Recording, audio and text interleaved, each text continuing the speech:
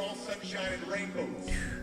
It's a mean and nasty place, and I don't care how tough you are. It will beat you to your knees and keep you there permanently if you let it. Welcome, fam.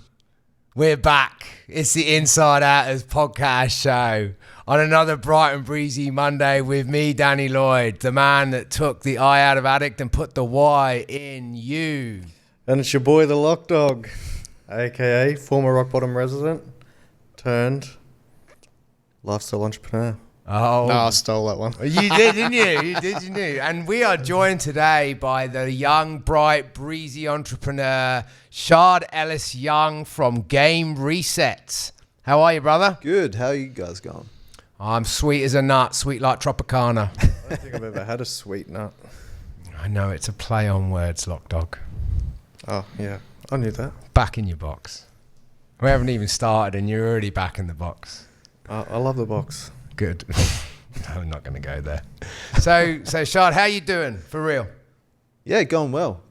Yeah? Yeah, a little bit of stress developing a course, but, you know, as it's coming together, it's quite a lot of fun. Yeah? Yeah, developing a course is, you know, it puts all your knowledge on the page. You know? It becomes, it gets brought to life, right? It becomes a tangible thing. As you're writing it, you're like, oh yeah, there's this other thing I haven't mentioned yet. Let's write like 3 paragraphs on that. Yeah, right. Yeah, I'm very intrigued and interested as we go through this podcast show today to find this stuff out, because me and the Lock Dog are doing something of a similar ilk in our own industry. So we may learn a lot from you today, and we really appreciate you coming in. And interestingly enough, this relationship of sorts was built through our mentor that we both had as young entrepreneurs. Well, I mean, I'm not so young anymore, but you're young and Jordan's young, so... Old as the dirt. Oh, that is not okay with me, to be honest.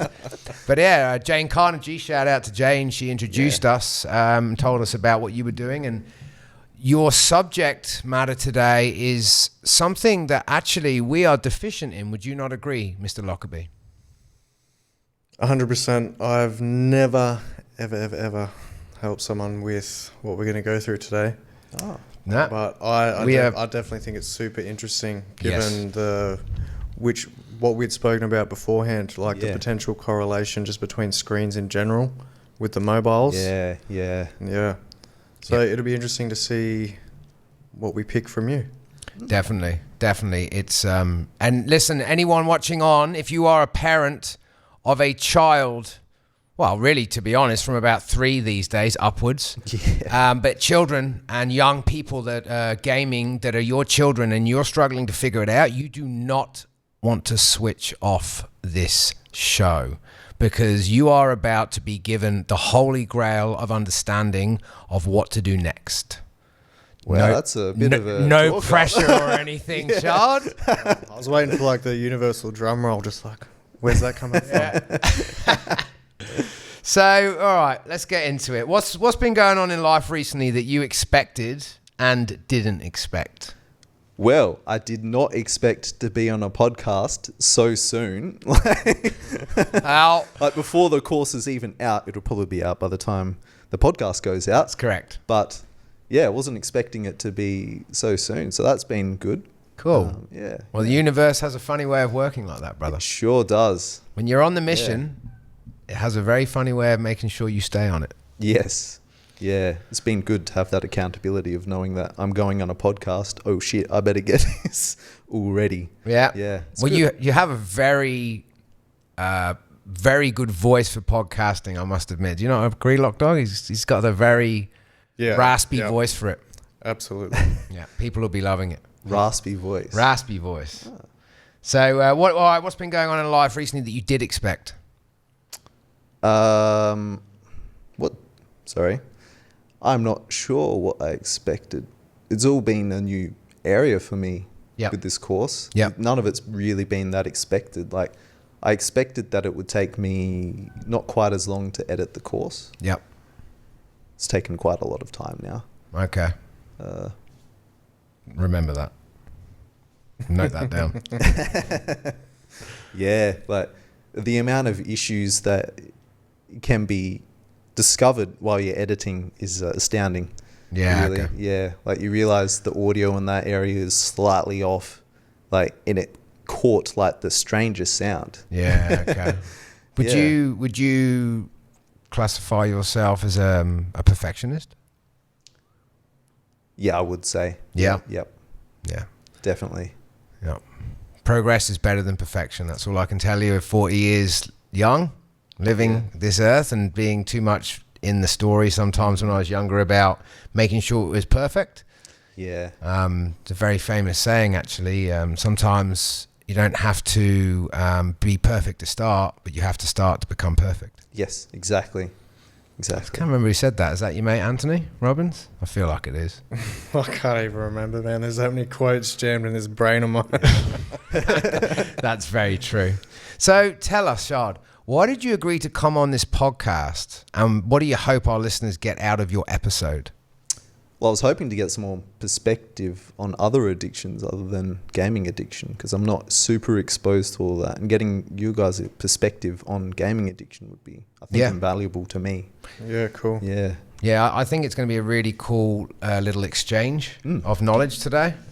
We're definitely excited about it because, like I said, we're very deficient in... That's the only area we're deficient in with addiction, really, is gaming addiction. Well, it's such a new field, particularly in like psychology, not really understanding the problem either. Like the DSM-5 was only recently categorized, right? Yeah. Yeah, so just before this, we actually kicked this episode off, we had both...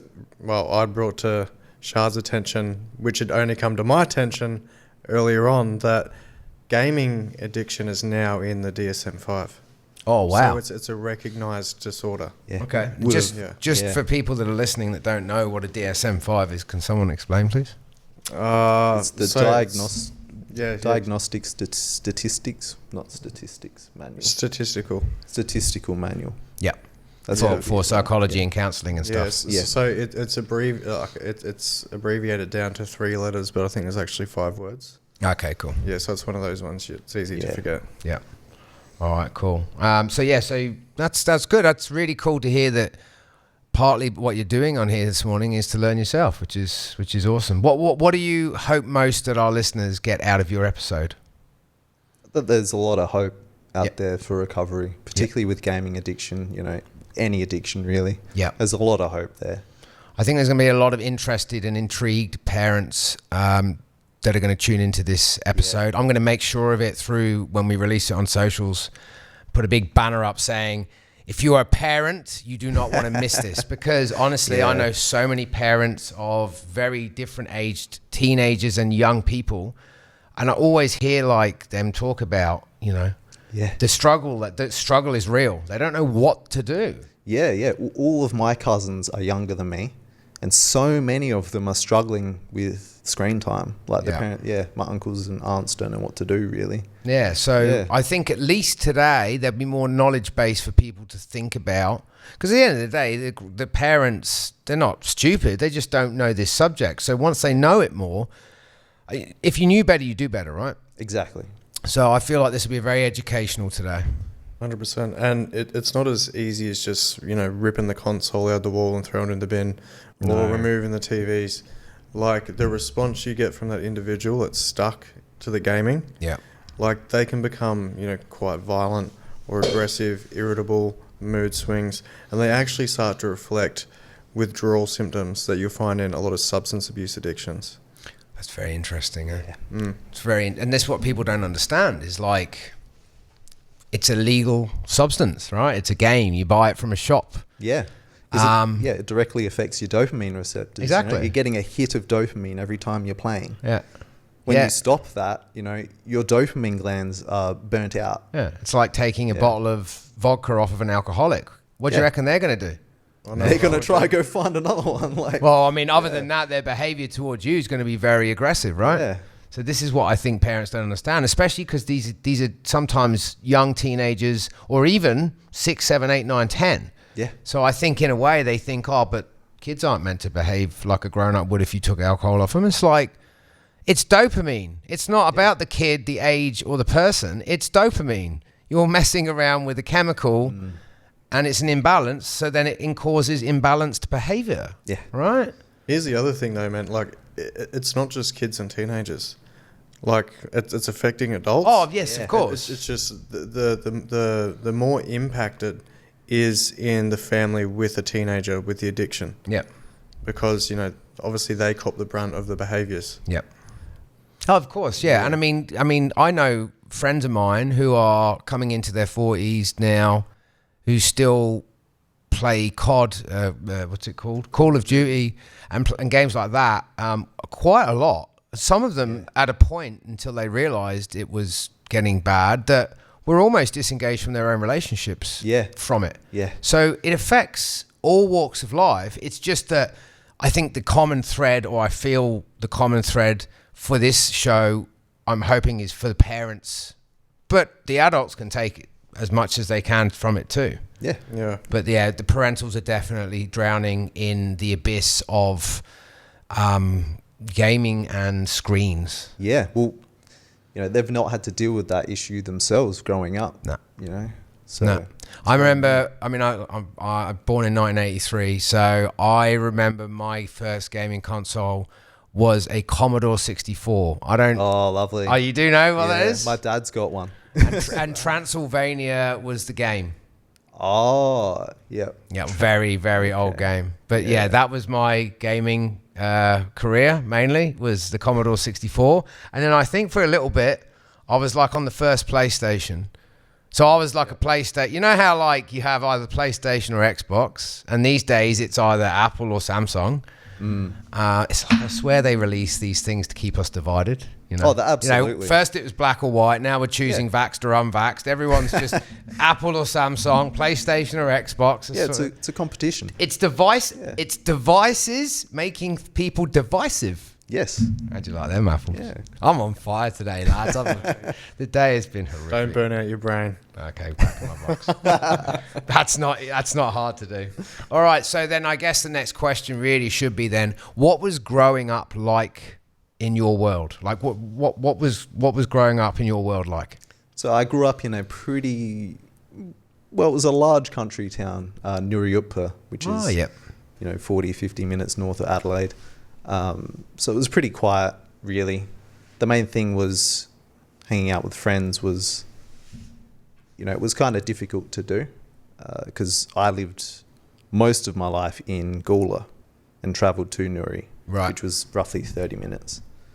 So gaming was then a bit of a fun thing for me to do in the meantime, instead of hanging out with friends. My childhood was dominated by video games. Yep. I spent a lot of time at my uncle's place playing video games, even with my dad. And they would throw LAN parties as well. This is when I was young. What is that? So... Oh, I know this one. Yeah. Do you? I don't know this. Yeah, it's where you hook up the old landline to the consoles, the old telephone internet cables. Wow. Except we would have like 5 or 6 computers in the same room, and would just still be playing on them, and that was quite a bit of fun. But after 4 days of all these guys eating meat and drinking beer, and I was a kid. I wasn't. I was eating a lot of meat. The smell. I can imagine the bodily odors emitting from the meat, the beer, and basically stagnation of no movement.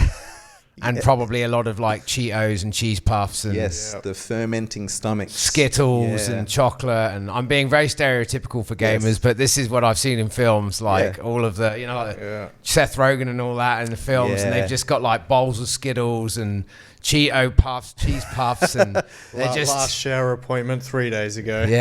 So very interesting, actually. Before we carry on, I want to touch on that. So technically, what you're saying is that in the gaming terms, that's like a bender. Like on drugs, people go on like a 3-day bender where they basically lose track of time, lose track of hygiene, and they just sit in their own little gaming world on, say, meth, for instance.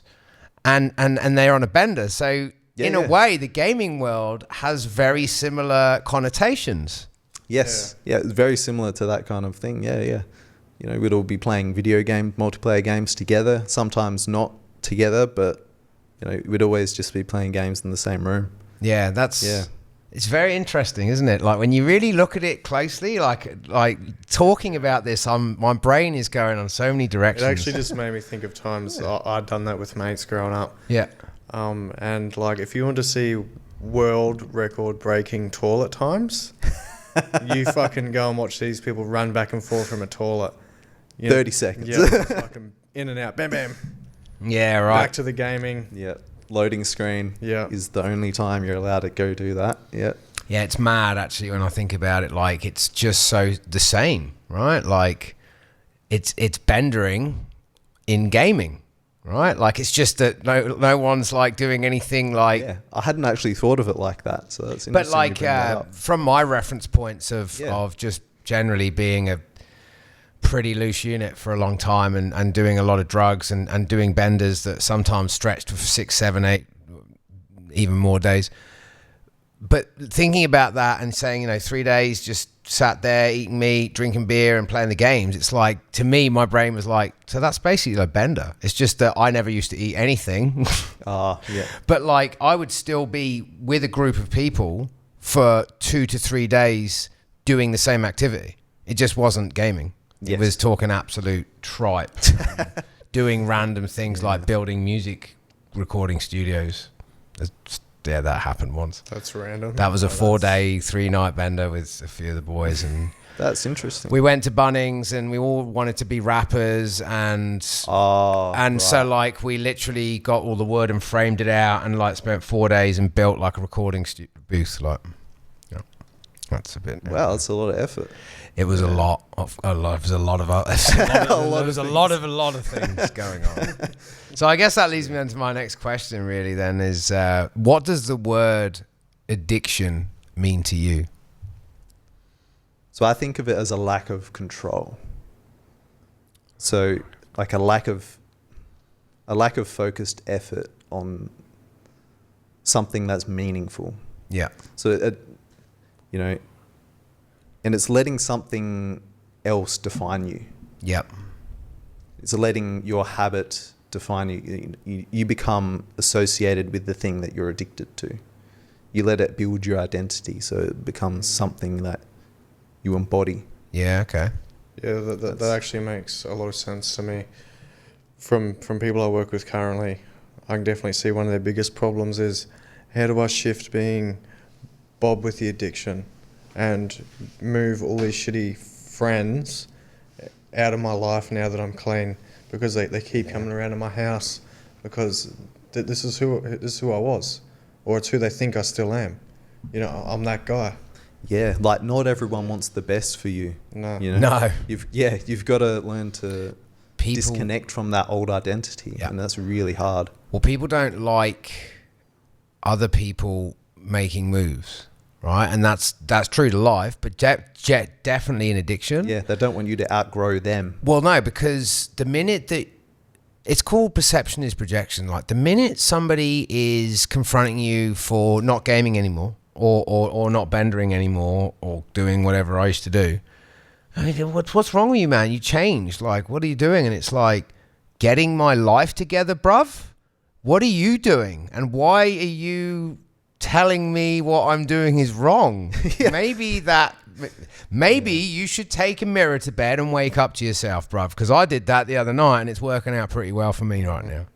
I definitely think it's one of the biggest, I would say, issues for someone who is in addiction, not wanting to stop. That you've got that community. Yeah. And then when you're that person coming out of addiction into recovery, it's hard to go, but that's my community. Yeah. And it's like my whole life is tied up in this behavior. Yeah. My sense of community, belonging, my friendship. You think they're friendships. Yeah. They're situationships. Yeah, everything's tied up in not only the identity, but the community that comes with it. Yeah. You see that so much with gaming. Like your community, the game that you're highly interested in, that you build your identity around being good at it. Yeah, wow. I think that's the difference between gaming addiction and a lot of the other addictions, is that there's social proof within gaming. Yeah. Like if you're good at it, then you've got proof that you should continue to game. Yeah. to continue to try and improve at it. But That's mad. Can you imagine that in the kind of meth community? Yeah, It's like, well, you should see this guy, man. He's such a good meth user. Like, get on that. Look at his meth points on the screen. I don't think it's mirrored in other addictions, really. I have never thought about it like that. Like, it really does have a positive... it has an identity and a community like no other addiction on the planet. Well, could you imagine me like being a user back when you were using, I knew you, and I'd be like, hey, Danny, man, have you met Darren up on the corner? That man can fucking spin a pipe, bro. He can spin a pipe. He's the best. All right, I got one. There is definitely one that has a similar type of one-upmanship, which is alcohol. You know, like how, you should see him, man. He can like punch 20 pints down and then throw up in a glass and drink it again. And that's just an example, but like that in a very seedy way. It becomes like a badge of honor type thing. But it's like Shard said before about when he was growing up, not only were they having those little group sessions gaming, but there was drinking involved. Yeah. You know, it's poly drug use. Well, technically it is, yeah. Yeah. Technically, well, it's a drug. Yeah. If you can get addicted to it, it's a drug of some description, right? And so, alcohol, drinking a beer and playing a game is actually polydrug use, just like smoking a joint and twirling a meth pipe. Yeah, you're getting hit from two different behaviours. Yeah, it's mad. Well, so interestingly enough, just another little segue. So if alcohol and gaming has something similar in relation to a community type, also interestingly enough, they're both legal and taxable. True. Which means they're accepted more, which means the stigma is not there as much because they're legal and taxable. Yeah. And I guess you also kind of get the same thing with gambling. Yes. Yeah. Although I don't know anyone. I suppose you do know people that are good gamblers, like they make loads of money. So people are like, do you know what I mean? They don't tell you how much they've lost getting that $1,000. It's one of those things too. When say substances and things are illegal, that becomes a massive protective factor. Yeah, it's very much a barrier, but as soon as it's legal, it's a lot harder to stop. Yeah, this is true. True. So, why is it then? We'll get on to the other things you do outside of what you've been creating with your new business venture. But why is mental health important to you? So it's at the core of like who we are. Like having a good mental health allows you to have a positive impact on society as a whole. Yeah. If you're not in a good mental health state, you don't often feel like contributing much to society. It's very true. I feel like that's very important and often an overlooked factor with, the epidemic of depression and anxiety at the minute. A lot of people want the youth to step up and, take more, responsibility for their lives and do more with their lives when how could they, because they're suffering from mental health problems. Yeah. They can't take control of their own habits because they don't want to. Why do you think, and is it even a true statement, mind you, so correct me if I'm wrong, but why do you think the focus lately is on young people suffering so much with their mental health, according to everything we hear and read? Like, young people are really doing it tough, really struggling with their mental health and anxiety and depression. Do you think it's because of the last couple of years with that thing that happened? Or is there what is it? You're 24? 26. Are you 26? Oh, he's the same age as this lad then, nearly. Well, so do you know people that are a little bit younger than you? You would know a few of them, I would assume. Yep. What is it that they're struggling with? If that statement is true, that they seem to be struggling more than other generations have. A lot of them feel pretty hard done by. Okay. They feel like there should be some place that they're not able to get to yet.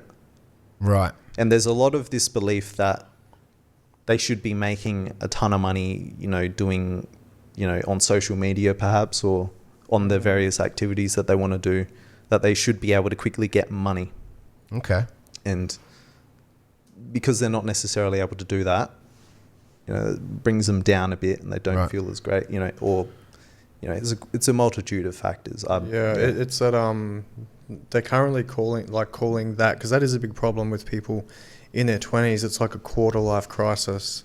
It's very much like a midlife crisis, except you're having it at 20 to 30 or 25. Wow. Yeah, because there's also it's like quarter life I don't know who I crisis. am. I'm not where I'm supposed to be. I don't have the money I should have, and life's just like in shambles essentially. And it's like a midlife crisis at a quarter life period. And yet they're so young and they don't realize that they've got so much of their life left to live. A lot of people don't figure stuff out until they're 30. Bro, if not 40. I've just figured it out, and I'm 40 now. Yeah, I've like, literally and if you- just landed. And if you don't figure it out when you're 40, you'll figure it out when you're 50. Yeah. And if you don't figure it out when you're 50, you've got like 30, 40 more years to live to figure it out. It's perfectly fine. What's driven this expectation that these young people have? Is it the peer groups that they're in? Is it social media? I definitely think social It's just media. social media, right? I think that's the main driver, because everyone's posting, these perfect pictures of what their life looks like. Right, okay. And they're like, my life doesn't look like that. So that's their reference I'm point. bad, so I'm not good. Yeah. So yeah,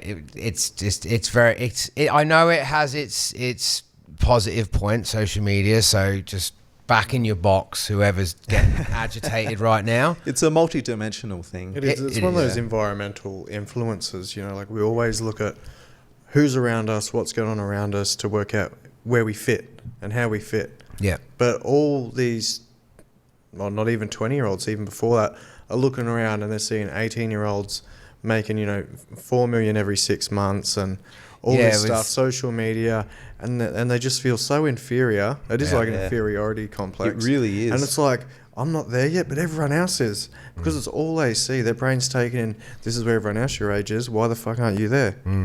Yeah, that's pretty messed up. And I can tell you now that that's not just these days for teens and 20s. Even in my late 30s, I've felt that. And it is driven mostly by social media and online bloody everything, right? Like, everyone's an affiliate marketer now, apparently, too. And if you're not in affiliate marketing, you're a fucking idiot, apparently. And everything is driven by the dollar or pound or yen or wherever you're from. Like, everything. Like, and I don't think it's great, to be honest. Like, even in that world we kind of was in for a bit there, and then we figured out our identity was actually what we've always done. Everything's like, yeah, we're going to heal you, and this is going to be it, and it's a 6-week program, and everything's going to change in your life, and it costs $5,000. Yeah. And you're like, oh, okay, that's right. Yeah, okay, cool. Where do I sign up? Like, I'll just give you all the money, and you fix me. Here's the problem. No one's going to fix you but you. You can pay who you want to fix you, but it's going to be you. That's another example of that influence too, though, because now everyone's seeing this is where you should be, and also these are all the problems of why you're not there, and blah, blah, blah. And then across from that, you've got all these programs being sold. We can get you there because you currently don't fit there. And everyone's doing it. So your influence go, actually, maybe I need to be there to be there. Yeah. I need to pay $5,000 for a program to fit in with everyone else making all the millions every year. Yeah. So people just opening their wallets and going, take me into whatever it is you're selling. Yeah. Which is because they want someone else to fix their problem. They're not taking responsibility themselves. Yeah. And I feel like that's a big shame, really. It is. People have just stopped caring about caring. Like, they just don't care about themselves enough to try and help themselves. They think everybody else around them is going to help them. They think the happiness that they're searching for is outside of them. Yeah. I seriously think that people shouldn't search for happiness. No. I think they should search for meaning. Absolutely. Meaning is where happiness comes dropping from. gems. I like that. They have to search for meaning, because that's, if you search for happiness isn't always going to be there. Nah. It's going to fade out, and all you're left with is a big empty void where you're like, well, I'm not happy anymore. Exactly. Yeah, that's what I say all the time. Like, if you search for happiness outside of yourself, you'll only ever be met with moments of gratification.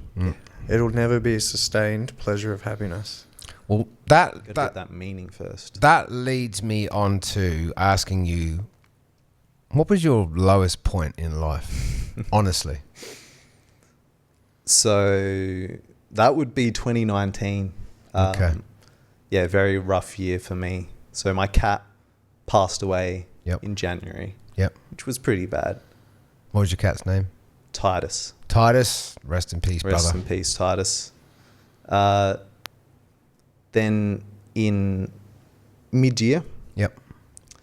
I was very sick. Yep. Had to go and get surgery, Okay. which was pretty bad. And then my grandmother passed away, my Uma. Yeah. So it all happened that year, just slammed with stuff. Yeah. And in the process of when I got sick and was then recovering, 5 weeks away from work, 5 or 6 weeks away from work. Yeah. Before I got sick, I was gearing up to ask a girl out that I really liked. Yep. She was a coworker at the time. Yep. And in the time period that I was away, she was asked out by another coworker. Oh, that dog. Yeah. Okay. That sucked. Yeah. Yeah. So that was all stacked onto the 1 year. Yeah. What like at the end of all of those things happening like that, was that the last thing that with the girl? No. No. Because then there was the 2020 stuff. Okay. happened, But yeah. but just before the 2020 stuff came in, take yourself back there for a second and see what you saw, hear what you heard, and feel what you felt. Like, what was it like sitting in that space as a 22-year-old? 23. Oh, mostly 23. Can't count. Okay. No, but what was it like sitting in that space with all those things stacked on each other, and what did you do at least to make it through each day? I mean, I just tried to take it a day at a time. Yeah. Really. Most of it was actually gaming. Okay. Yeah. Cool. That's all right. Which we'll come back to, because that Yes. leads us onto something else. Yes. Okay. Cool. Tell me about acting, because you act, right? Oh, I did quite a while ago. Yeah. I plan to act in the future. Yeah, but 'cause it's you quite plan fun. to act again. Yeah. Yeah. Like, so you used to act, and you have a passion for acting. Yeah, it's really fun. Yeah. So, tell me in the Lock Dog, like, about acting and why you got into it. So acting is just, I don't know, it's a way to experience other lives. You get to live someone else's life and experience a completely different viewpoint. You take a part of their being into yourself, and you put part of your being into the character. Wow. You get to experience this whole different way of thinking for, a fleeting moment, but it's a really strange and good experience. They medicate people for that. Yeah. And maybe they should go into acting. It's really, it's a good ability. That's profound. I mean, normally they give people like Seroquel for that. But so, all right then. So how does acting link to studying psychology? And when I say that, I mean it in two ways. But first of all, you love acting. Yes. Passionately, but I know that you also very much love psychology, which you're studying, and you have been studying, and you're continuing to study again soon. Yes, soon. Correct? Mid-year. Yeah. So obviously, and I know, as we'll get more into the psychology thing, you love that too. Yes. Is there? Would you say there's any link between your love for acting and psychology? There is. So the main reason I actually got into study psychology was because I wanted to understand people better, so that then I would be able to emulate them acting. If you know what I mean, I'd be able to get into their mindset more. I'd be able to understand how another person's mind works. Yep. And so I'd better be able to reflect like their moods, their kind of way of living myself. Wow, yeah. That's dedication. Yeah. Yeah, that's cool. Well, with the psychological science degree, though, they teach mainly the science, so you don't get a lot of that. But Yeah. that's where my interest lied. That's cool. And so you're going to continue to move through psychology and learn more? Yeah. Yeah. And what do you think you're going to do with that? Like, is it just going to be for the acting still, or are you going to use it in other places? So I do want to actually get to clinical if I can. Yeah. I want to take it as far as I can because I feel like a very valuable thing to be able to contribute. Yep. Yeah. Nice. Incredible. So tell us then, what is entertainment addiction, as you so well phrased it to us when we met up about this podcast? I'd never heard the statement or the wording before. What is entertainment addiction? So that's actually my main reason to continue studying psychology. Okay. So it's a broad term for like screen addiction, you know, for being addicted to like pornography, Yep. games, screen time, to YouTube, that kind of thing, like Netflix even. It's a broad stroke term, really. Yeah. Yeah. Okay, cool. Had you ever heard it called that before when we met up with I've actually, Chard? I've never heard the term, but I guess now that it's said, I can definitely see why there's a term for it. Like it would be things like strip clubs, just anything where you're observing and being entertained. Yeah. And you struggle to get away from it. Yeah. Yeah. That kind of addiction's Where generally interesting. we focus on things that we're ingesting that are substances, that are Yeah. psychostimulants. Very true, actually. In We that do way, instead always- of folks, like people get a kick out of sitting in strip clubs and blowing all their money. Yeah. Yeah. And they're ingesting things in that too. And it's like Right. they can't actually partake in physical activity in that environment. No. All they can do is observe and be entertained. Yeah. Well, yeah, like you're saying, there's some comorbidity there. Yes. With Yeah. alcohol. Yeah, massively. So how long do you feel you were addicted to gaming? So my video gaming addiction really started with World of Warcraft. Okay. Way back. Oh, I was going to say it's quite an older game, right? Or Yeah. originally an older game. So I it's would kind of have like been- online Warhammer in a way. Kind of, yeah. Kind of. Yeah. Not quite as mystical. Doesn't sound right at all. Okay. Maybe it's not like that. I may be showing. Well, kind of similar to Warhammer Fantasy. yeah. Yep. Okay. That's about my only reference point I had is Warhammer, Yeah. because I used to paint the figures because I had no mates. Hey, it's a good hobby. At least he's honest. I used to paint the figures too. Yeah, But they that were was pretty a cool. long time ago. They were pretty yeah. cool. Yeah. Yeah, well, I had a life. No. That seems very aggressive, Lock Dog. So yeah, how long do you feel like you were addicted to it? Probably, so roughly around from age of 10. Yep. So, 13 years? Wow. 14 years? Yeah. Wow. And you don't really game much anymore, eh? No. Now you're recovered. It sounds really weird. No, but Yeah, it just it's- sounds it is weird weird. to talk about Yeah. gaming in recovery. I'm much more in control of it now. Yeah. Yeah. So but it's not like a full kind of, I've got to go to AA or should I say GA, Gaming Anonymous. Gaming. Like you can still play games when you want to, but it doesn't steal your soul anymore. Yeah, I think that's where gaming's strength lies. Yeah. In that you can use it as a tool to enable you to do other things. Yeah. But I will say that once I've made progress in other areas of my life, I feel way less drawn to gaming. Yeah, I think that's very true. I mean, from my reference points that I've had, the more I find things to fill my life that fill me inside, Yeah. I just don't care or even miss any of the drugs and alcohol and all the things. Like I still like to have a glass of wine and that now and again, but like even that, I don't get drunk anymore. I don't want to. There's too many things that once you find your things, whether it be, a relationship, acting, music, writing, basically the study of anything to do with the brain. This lad, he's absolutely fascinated with. When you find your things and you find your purpose, your meaning, I feel like it just drops off, right? Yeah. I think it's just it's a buffer in between. It's like an existential vacuum of sorts until you find your purpose or your meaning. Yeah, well, I feel like that's a good point to bring up, is that often when you're quitting something, you have to replace the habit. Yeah. You can't just go cold turkey. You've got to find something to replace the habit with 100%. first. Yeah. Yeah.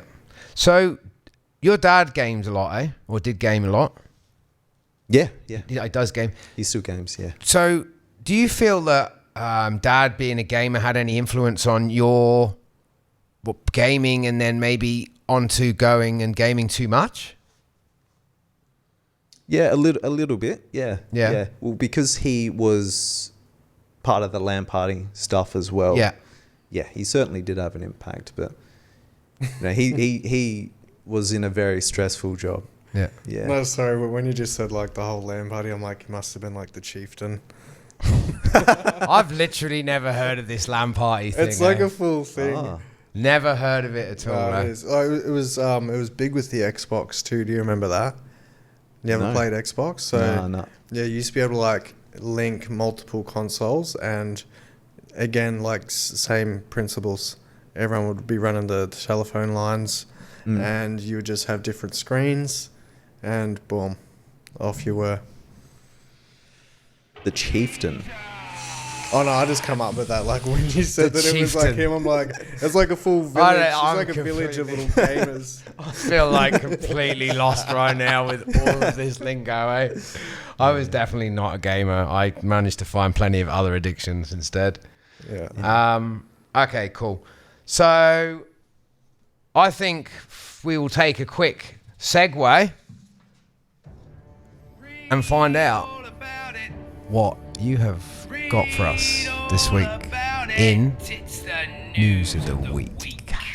This week, I have loneliness. Wow. Such a great topic. Well, actually, to be quite honest, it's a very relevant topic right now, to be honest. Everybody seems to be unable to be alone and not feel lonely. Yes, it is stated to be the silent epidemic, especially amongst men. Okay. So having three very, I hope we're not lonely men, we could maybe put our heads together and talk about our maybe points of views and perspectives on loneliness. And I will read through an article. Go on then. Yep. Let's do it. All right, loneliness was a growing global concern well before the COVID-19 pandemic. The COVID-19 pandemic disrupted the way we connect with one another. The number of Australians who report feeling lonely went from 1 in 4 pre-COVID to 1 in 2 amid lockdowns. And increased disconnection and loneliness have continued despite the loosening of restrictions. It's critical we collectively and individually address the issue of loneliness, which is linked to premature death, poor physical and mental health, and lower life satisfaction. Men and loneliness. Men tend to report higher levels of loneliness than women, with 39% of men living alone experiencing loneliness, and 1 in 3 men believe that there is no one to help them out if they're in need. Half of the Australian male population think that they have many acquaintances, but not as many real friends as they would like, and 37% of men are not satisfied with the quality of their relationships. Yeah, okay. Yeah. Yeah. Well- And without going too far down the rabbit hole, there is stats, and I don't have them in front of me, but it does indicate there is massive increase in male suicide due to loneliness. Yeah. Other things like domestic violence, anxiety and depression. Yeah. I mean, it is definitely becoming to the point almost a pandemic of itself, which probably got accelerated by the pandemic too. Just saying. Absolutely. Just saying.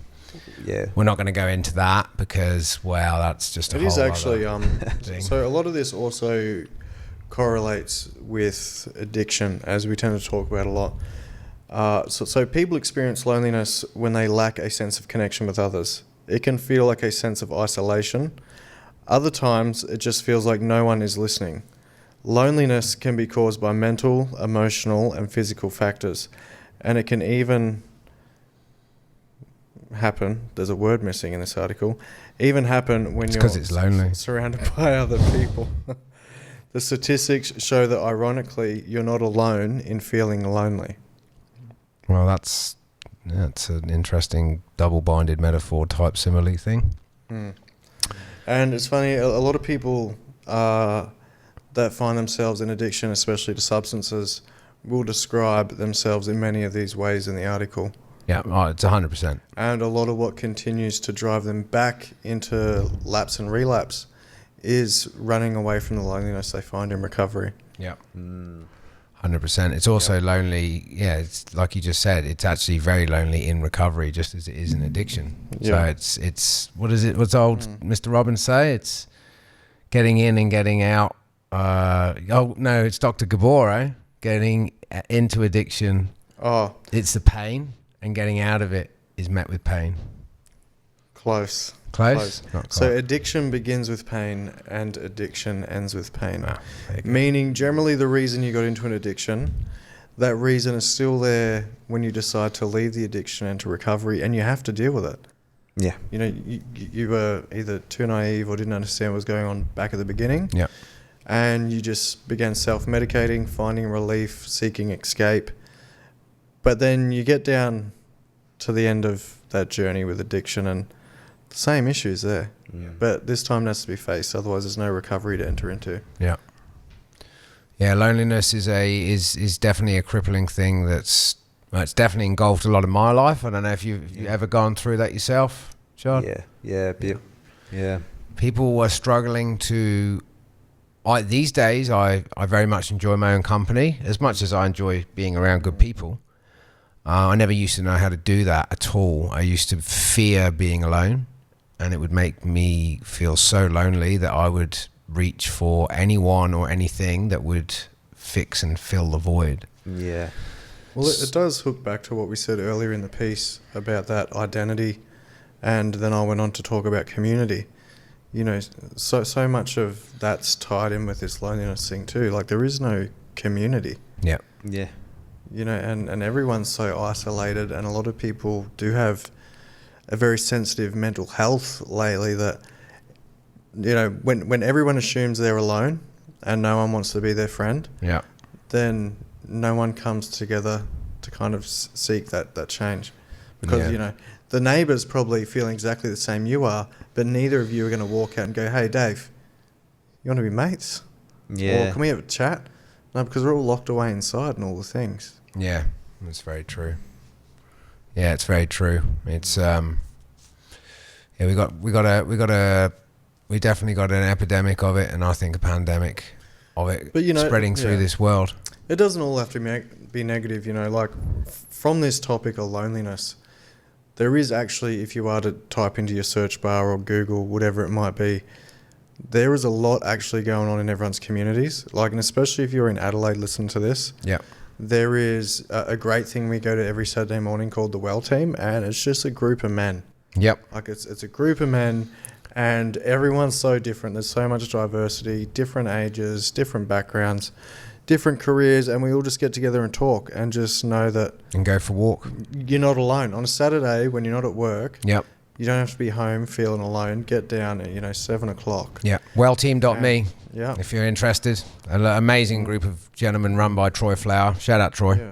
And, that's amongst like dozens and dozens Yeah. in the Adelaide community. There'll be loads of things You've out there. got numerous groups run on most of the beaches in Adelaide on the weekends, even throughout the week. So if you're retired, you have to wait till the weekend, do it through the week. Yeah. Yeah. There's so much to do. You can pick up a hobby, and there are plenty of hobby groups Yes. out there. Building for community, cars. There's plenty of car meets that happen practically every weekend. Yep. You can go to. Yep. There's gigs. Yeah, music gigs. Plenty of music gigs happen every single I think if you just weekend. figure out in your head, like, what's one thing that I enjoy doing, and when you and ask yourself that, and when you say your answer, then just look up, okay, cool, so what groups do that? And then just be brave once. Just once be brave. And go to that group and do the thing you like to do.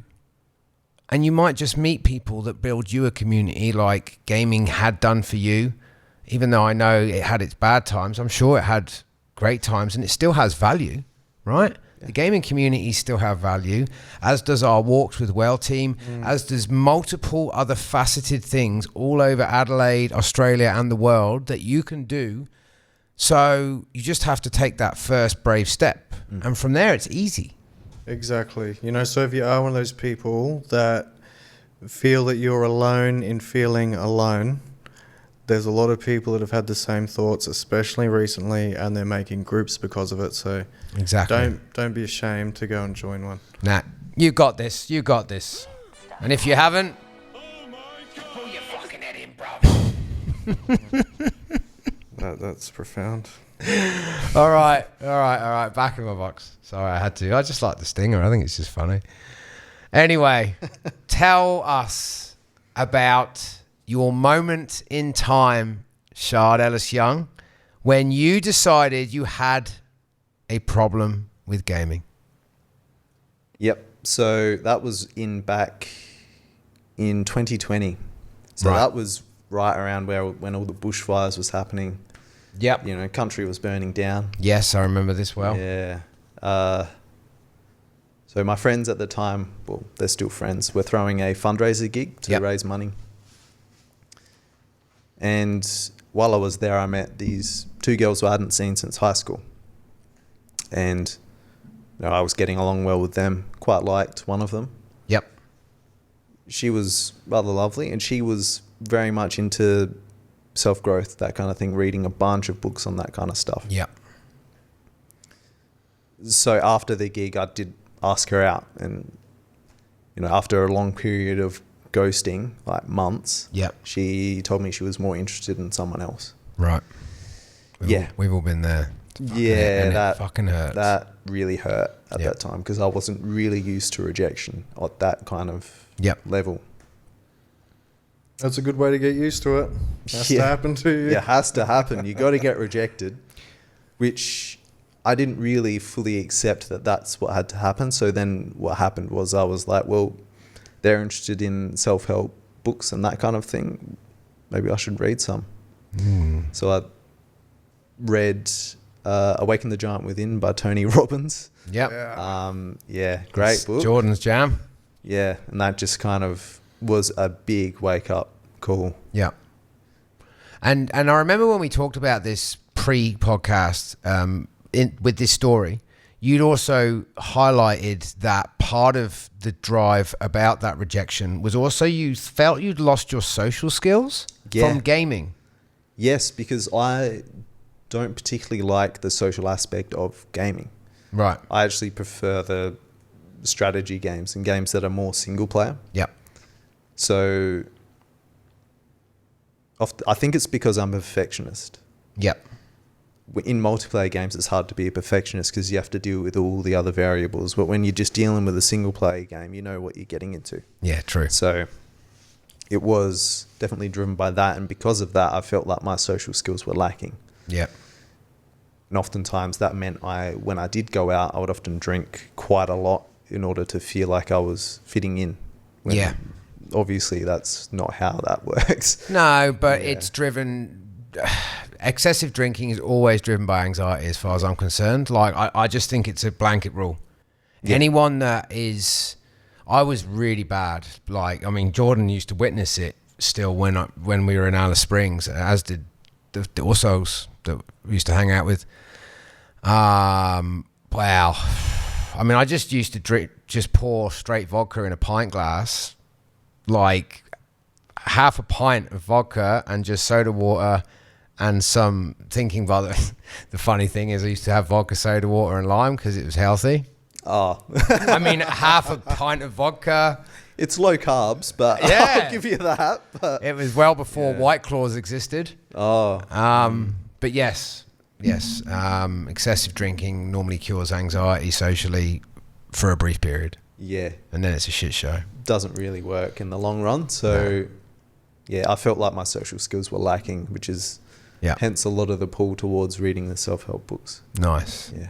So would you agree that gaming is a gateway drug to weed for gamers? In a lot of respects, I would agree. Yeah, I've right. seen this with friends who game. Yeah.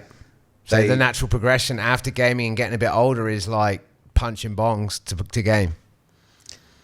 Or joints See, or they whatever. they were less about that, but yeah, I've seen that with some friends. Yeah, Yeah. they would, smoke weed and then just play video games. And I was Because like, it's okay. quite stereotypical, right? Like, It's a very stereotypical. It kind of comes with the territory, and again, I think it's people living out the identity of what they see as a gamer.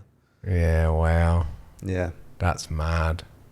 You know, I mean, I hate to point the finger at, media, like movies and stuff that kind of portray that, but I mean, they Pineapple don't Express help. and all those kind of films. Seth Rogen basically made that a thing, right? Yeah, they certainly don't help that identity there. Yeah.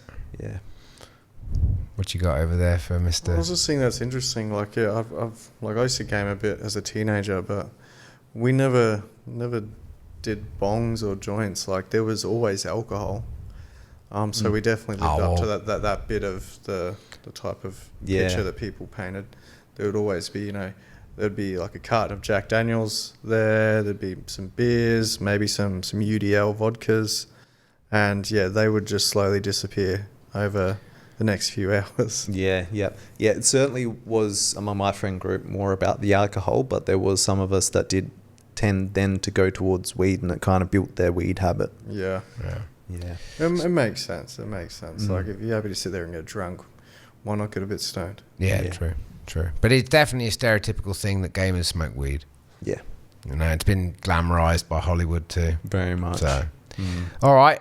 Let's hear about it. Tell us about your online course, Game Reset, being launched. Yes. So it's a 3-step course. Yep. So the first step is about setting up why you want to quit. Okay.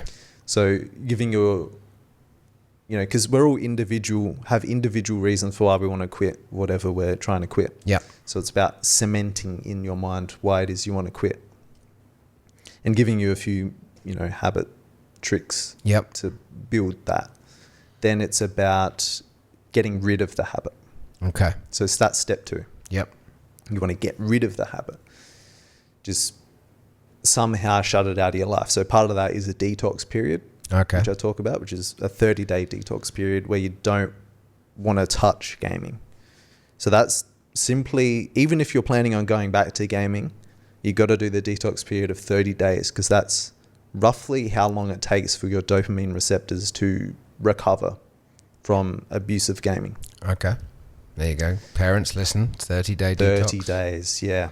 You get a lot more joy out of life after doing 30 days without gaming. That's incredible. Yeah, I can imagine. I had no idea 30 days, yeah. You didn't know? Well, for gaming, I've never looked at what the okay, effect would be on dopamine from gaming. Well, yeah, it's the same with like social media and that kind of thing. You'll kind of want to quit for 30 days in order to get your dopamine back to, being able to get joy from other things. Yeah. Because otherwise you burn it out in your brain and then, it's why you get all the aggression, right? So you got a good 30 days, try and get that baseline production happening again. And Okay. And then what's the last step? So step 3 is then replacing that habit. So it's, again, it's like individual preference, but like giving yourself another hobby to do instead of gaming. So whether that be reading or even like painting or something like that, acting. Yeah. There's plenty of things to choose from, but it's about individual choice. It's got to be something that excites you, and that's fun for you, because otherwise you're not going to continue to do it. Yeah. And is your online course going to be something that, what would be the age limit back towards young people that it would be applicable for? So I've aimed the course mainly at 18 to 25-year-olds. Okay. Mainly because it's for people who want to take control of their own habit. It's very hard to impress that kind of thing on a child. They don't want to change. Yeah. Yeah, there's quite a bit of difficulty there. So in the future, I do plan to make a course aimed at parents trying to help their children, get their habits on the right track. But that's something I have to do a lot more research on. Do you think that within reason parents almost could take this course to learn what they need to know? Is there a lot of information in the course of yours about gaming and the effects it has, like you said about the 30-day detox and that, like so that parents almost could try the course to learn what they need to know to then help their kids if they're under 18? It certainly wouldn't hurt. Yeah. There are some things in there that they'd definitely be able to use. Okay. I was just wondering. As I've not tailored it to them. Of course, I get it. Yeah, I get it. I'm just, but it would help. Because trust me, they're desperate. So many parents are desperate to get any knowledge. And I want to learn more about that too, because, kids are our future, right? Like, I don't want them to be stuck and glued to a screen. I mean, IQ fell for the first time in like 40, 50 years recently. Wow. What, in Australia? In the US. Oh. I'm not sure if they've No, done yeah, so. don't worry situations, about them. Yeah. But for the first time, right, that's, it's almost unprecedented that that's happened since they've tested, I think. So intelligence fell.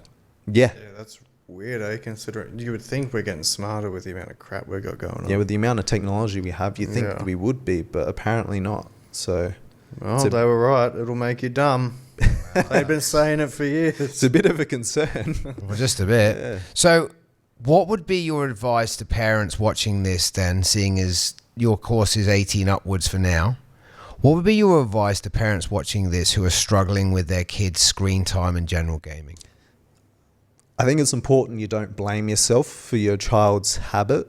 Like, it's very easy to lose track, and your child is going to do a bunch of things to try and continue to play games, to continue to get screen time. It's not your fault. Yeah. I think it's important you don't play the blame game, because then you get into issues of anger and aggression. You're blaming each other. It doesn't work. It's not conducive at all, is it? No, it doesn't help the habit, doesn't help the source of it. In fact, if your child sees you getting angry at each other, I mean, that's, not particularly great. But so it's not impossible to solve this problem either. No. I think, but a big part of it, I think the most important thing is you've got to lead by example. Yes. So if you're expecting your child to read a book and you're not even touching a book, you're not touching a book and reading it in front of your child, they're not going to read. Yeah. So you've got to show them, you've got to be doing a habit that is good and let them see you doing it. Yes. Yes, good. Yeah. You've Yeah. got to lead by Yeah, example. definitely. Like, I'm literally just here picturing like a mum or a dad sitting on their recliner with their phone in hand, yelling from the lounge room to the kid in the room, "When are you going to get off that game? We got to have dinner soon." It's like, Yeah. you're on a screen too. Yeah, that's true, actually. I mean, a lot of people fall into the habit too. Like, Yeah. a lot of parents fall into the habit of screen time. Interesting. Well, there you go, parents. There's some advice for you if you needed to hear it for now. And I would maybe go and purchase the course yourself, and you might learn quite a lot of stuff too. But never fear, because there'll be another course coming out in the future for parents. Exactly. So, all right, I'm going to start trying to wind this down now, because we could literally, I feel, sit here for days talking. I'm really, really enjoying this whole conversation, but I'm also wary of people's attention span these days, watching something of a long duration. So I want to finish off with our 5 questions that we like to ask our guests on the way out. And the first one would be, if you had the attention of the whole world for 5 minutes, what would you say? I feel like there's a pervasive belief that humanity is evil, Okay. that we are not good as a species. But I think that's completely wrong. Okay. I think we all have the capacity for great evil. Okay. Like, each of us could be incredibly evil to each other if we wanted to. Yeah. But the fact that we're all not gives me a lot of hope. Like, it's only like 1%, less than 1% that are truly evil. Yeah. I mean, toxic people aren't evil. It's one of those things too. Yeah. It's like it's less than 1% that are actually psychopaths. Yeah. It's But, a tiny percentage. Yeah. But before we actually decided that they were bad people, they were some of our most valuable. Hundreds and hundreds of years ago, they were the people you could send in to get the job done, Yeah. and they didn't feel a thing about it, and we loved them for it. Now we label them all fucking criminals. Yeah. Yeah. I think that while we all have the capacity for great evil, I think that there's a lot of hope in the fact that we're not evil. No. 99% of people aren't even close to being evil, right? No. We're all good at our core, but Yeah. we have the capacity to be evil. I want to acknowledge that. Yeah, it's one of those things, man. I definitely believe evil tends to breed evil. Yeah. Or evil will shape someone into evil. Like, no one's born evil. No, I don't But think- like there's someone that's evil that guides them down a path like that in one way or another, whether they're aware of it or not. you know, we do see a lot of things stem from the home Yeah. and someone's upbringing. And Yeah. unfortunately, it's just some people that are kind of shoved away in a small town in the dark, and evil breeds and festers, and we don't see it until it kind of hits a bigger population or someone's affected by it. Yeah. Well, there's one person from a small town I know that isn't evil, and it's Mr. Ellis Young here, because that's a beautiful statement to put out to the world as they listen to you just then. Yeah. I like that. So is there anything we haven't covered that you want to say before we start to close out the show? Yeah.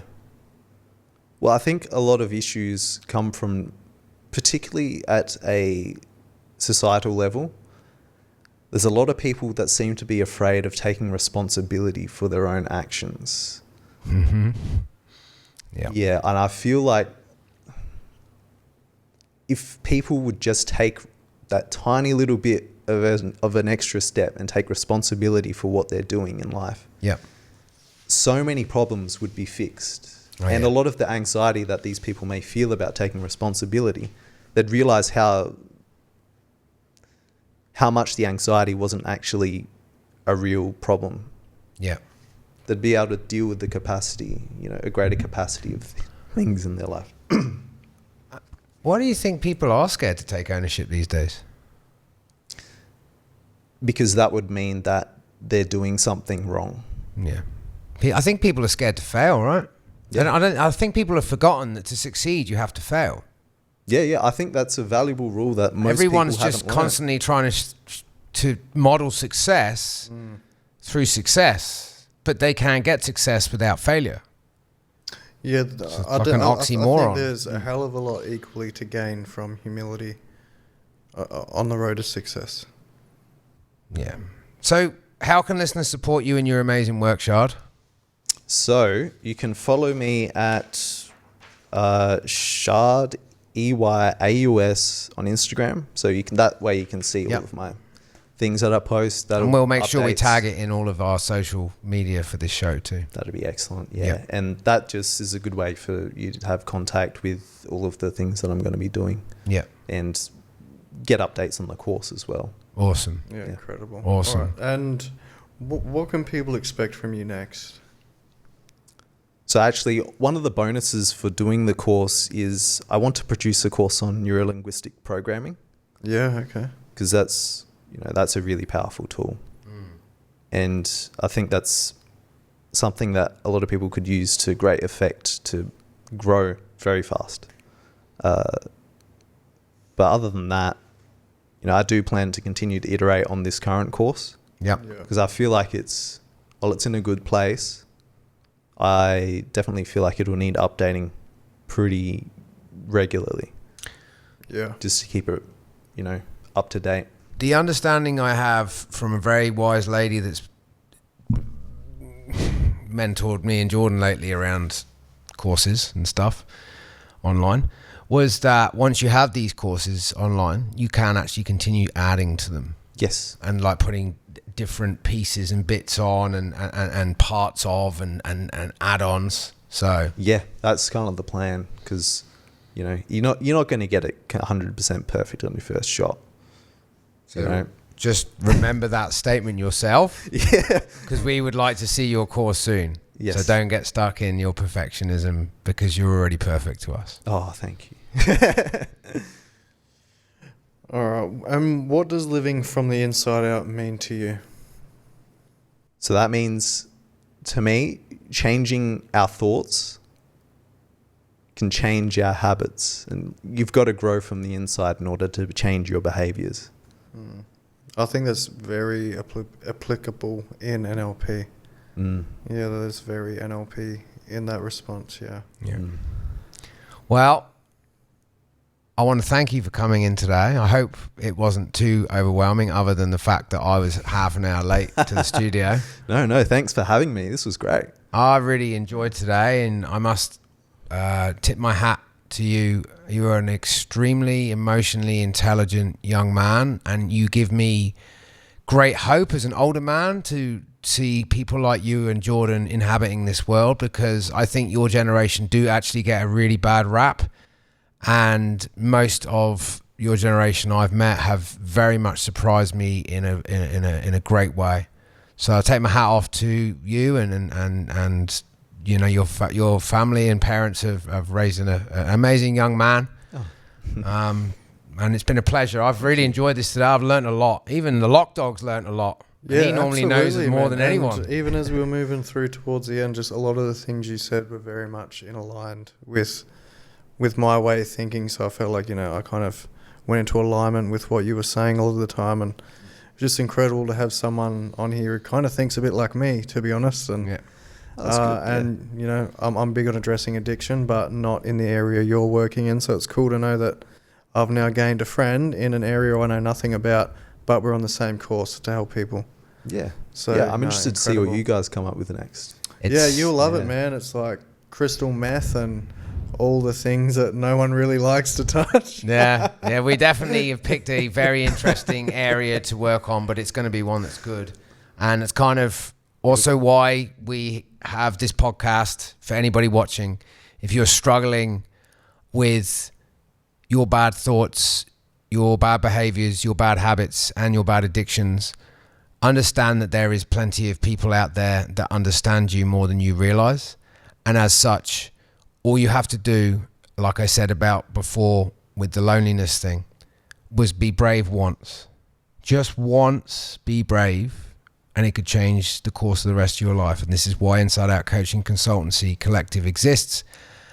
And this is also why the InsideOutrz podcast exists. Absolutely. So if you need to make that change in your life, make that change in your life, because your life depends on it. And please, to help us help others, hit the subscribe button, hit the like button, tell other people. I know that there is plenty of people out there that are looking for a safe space to learn about why they are suffering, struggling, or falling down.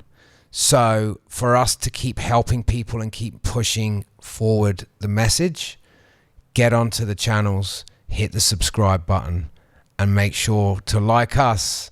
Everyone else can then start liking themselves. All right, I'm going to sound off from the Lock Dog. Everyone, look after yourself. And Shard, thank you for coming on the show. Thank you. We look forward to seeing what's next for you. Thank you. You, me, nobody is gonna hit as hard as life. But it ain't about how hard you hit. It's about how hard you can get hit and keep moving forward. How much you can take and keep moving forward. That's how See you winning next is time done. on the InsideOutrz podcast.